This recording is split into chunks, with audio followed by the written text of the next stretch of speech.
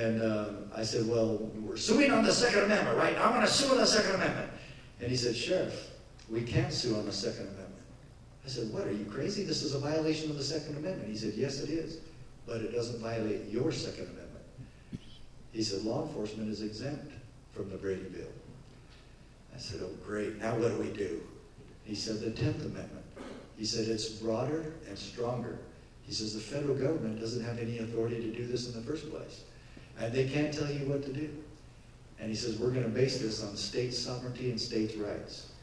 And he said, we're ready to go. And I said, well, there's one other problem. I said, I don't want this just to be the NRA case. I said, I want my own lawyer, and he'll work with you. And they said, great, wonderful. And I said, can you recommend a lawyer out here in Arizona? I said, I don't know one who believes in the Constitution or the Second Amendment. They said, there's one in Tucson who used to work for us. His name's Dave Hardy. I called Hardy, retained him as my lawyer, and the rest is history. Just so you know, and just so you remember, that a lot of this was based on police training where I learned the Constitution. And the second one is, we won this case at the United States Supreme Court. And I'm going to show you what they said about this issue, okay? And again, watch this, and I don't know if we're going to be able to get to questions. What time do we need to get out of here? We'll just see how it goes? Okay, if I see 3 people dozing off, then I'm gonna end it, okay? So watch it, okay? All right, so I'm gonna come down here and we're gonna get rolling on this. One other thing I wanted to point out to you real quickly is an article that the New American did on my case and on this book and on this movement. This came out October of last year. Can the county sheriff save the Constitution? They think he can, and so do I. And that's why I wrote the book, The County Sheriff, America's Last Hope. Maybe underneath there I should put, or the theory of interposition, or maybe the doctrine of interposition, because that's really what this is about. And I hope that none of you think that we're going to change our country and what's going on by doing what we're doing today. We're going to have to do something different. We're going to have to think differently. We're going to have to try something different. We're going to have to change our paradigm and change how we sit on our butts and get off our butts and do something. Miracles only happen when we're doing, not when we're just on our knees praying, but when we're praying and doing. Okay? Thank you.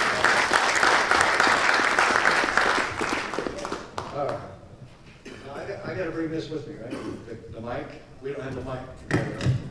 That mic's for the... Okay. For the...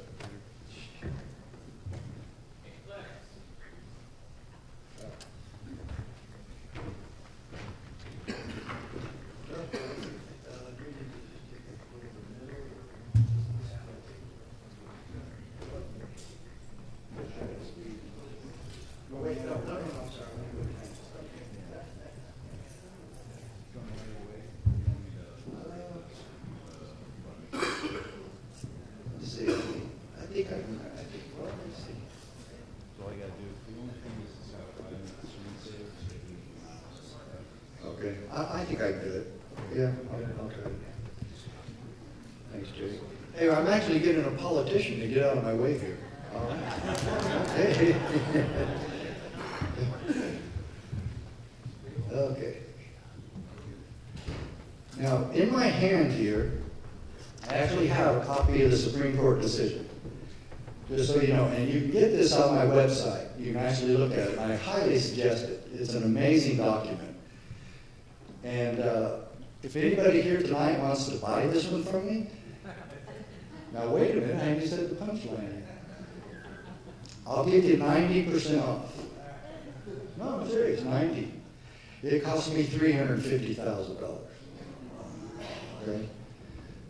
And luckily, remember who I asked to help me with this case? Luckily, the NRA put most of it up. Okay? But... Okay. And I paid for my own lawyer, but the rest of it all was paid by the NRA. I'll be eternally grateful to them for that. Now, what we're going to be looking here is mostly quotes from the Founding Fathers, just a little bit of that, but some of those quotes from the founders are in this decision. Can you believe it? The United States Supreme Court, Justice Scalia, writing the decision for the majority on this case, is quoting the founders. Go figure, you know? And most of it's coming from the case, but I've got some movie clips here and there, one, to keep you awake, and two, to re-emphasize the points I'm making in this case and about the issues of American liberty. And so let's start with that and see where we can go with that. Okay, we're going to start right here, and I'm going to try to get out of your way so everybody can see. You know what you think about? I'm not really lying here. You know you're going to die. You think it's all right. You lived a long time. You had a family that loved you. You had a job that you thought made a difference. That you thought was honorable. And then you see this.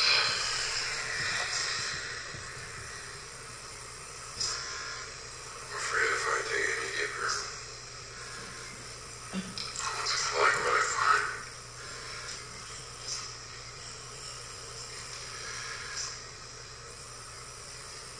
You took that oath.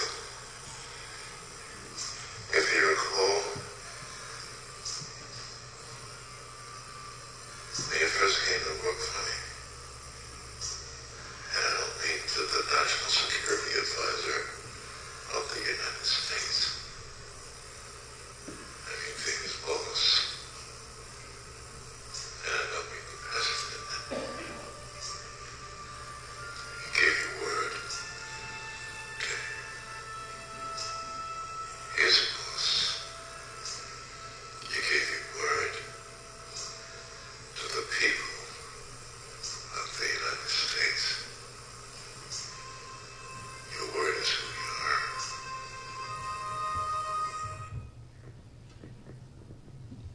How can Hollywood get the importance of the oath of office and weekend? How many politicians do you know that are really trying to follow their oath of office? We're going to make sure that we know and understand what the oath says. There it is. Now, each oath is a little bit different. There's different words, but this is basically the oath. I've asked cops and politicians from all over the country, and this is basically it. And this is basically the one I took, except the one in Utah when I first swore mine said that will obey, uphold, defend, and obey the United States Constitution. And it really doesn't need to say obey because you promised to uphold and defend it. You can't uphold and defend something you're not obeying. But do we know why we take this oath? The president, I mean, it's really everybody from the dog catcher all the way down to the president.